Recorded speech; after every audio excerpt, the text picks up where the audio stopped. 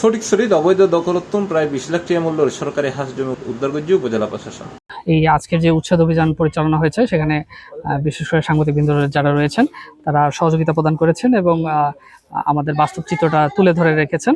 শনিবার দুর্য ফটিকছড়ি পৌরসভার 1 নম্বর ওয়ার্ডের উত্তর রাঙ্গামাটিয়া মৌজাত এই উচ্ছেদ অভিযান পরিচালনা করা হয়। উপজেলা প্রশাসন সূত্রে জানা যায় RS ও BS নম্বর দাগর 3 শতক সরকারি খাস জমি দীর্ঘদিন ধরে এক ব্যক্তি অবৈধভাবে দখল করে রেখেছিল, যেটা এখন গোয়ালঘর নির্মাণ করে বুক দখল করা হয়। আসলে ফটিকছড়ি পৌরসভার অন্তর্গত উত্তর রাঙ্গামাটিয়া মৌজার আর আমাদের 3161 নং দাগ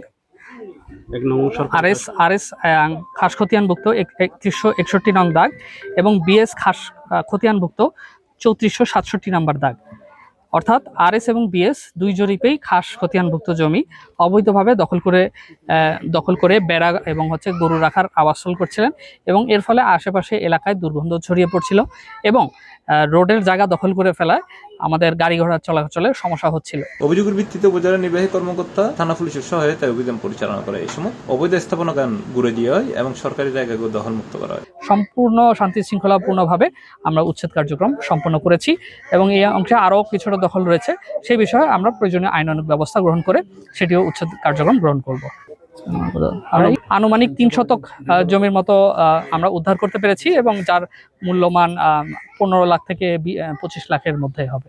উদ্ধার হওয়া জমিগুলোর বর্তমান বাজার মূল্য প্রায় 20 লাখ টাকা বলে জানাই প্রশাসন। টেকনিক্যাল গ্রাউন্ডে কতভাবে সরকারি জমি দখলে রাখা যায় সেটার জন্য চেষ্টা করে যাচ্ছিলেন এবং এমনও মন্তব্য করেছিলেন যে এটি এসিল্যান্ড পারে ইউনো পারে না, এই ধরনেরও মন্তব্য করেছিলেন, কিন্তু আসলে আমি দুটিরই দায়িত্বে রয়েছি, ইউনো পারেন এসিল্যান্ডও পারেন এবং দুটিরই দায়িত্বে রয়েছি, এখানে কোনো আইনগত জটিলতা নাই। আসলে অভিযানত ফটিকছড়ি থানা পুলিশ ও ফটিকছড়ি সদর ইউনিয়ন ভূমি অফিসের কর্মকর্তা উপস্থিত আছে। সরকারি জমি দখল করাটাকে অনেকে অধিকার মনে করেন বা মনে করেন যে এটি মানে কোনো কনসিকুয়েন্স নাই, তো আমরা প্রমাণ করতে চাই যে আসলে সরকারি জমি দখলে রাখা যায় না, এটি মানে কোনোভাবে দখলে টিনের বেড়া দিয়ে দিলেই এটি তার দখলে চলে গেল, বিষয়টি এভাবে বলার কোনো সুযোগ নাই। সরকারি জমি আমাদের সরকারের। C+ TV Chittagong.